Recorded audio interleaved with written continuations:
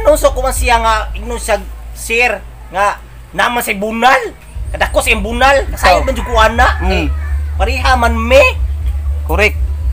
Uy, hilas kayong bayuta.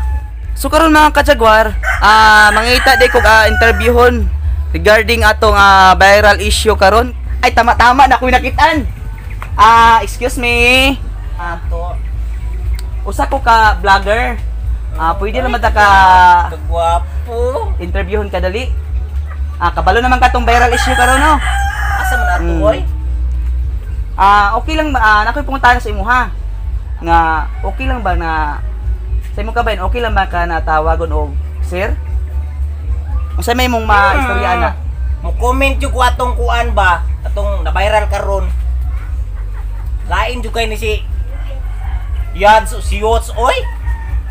Dapat kitang mga may kasarian na di na magsuko-suko pa. Masuko pa magina siya oy. Kung sa ingo sa mga waiter ba diha kung sa waiter or waitress. Oo. Mao gyud na iyang kuan na kay respect man sa mga customer. Bitaw. Oo.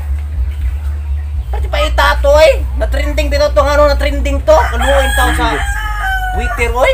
Dapat lang yun nga dili bisa masuko-suko. Dapat iya pong respetuon ng waiter kaluoy punta sa waiter oy. Ngano so ko man siya nga ignon siya sir nga naman sa bunal. Kadako sa bunal, kasayod man jud ko ana. Pareha man me. Correct.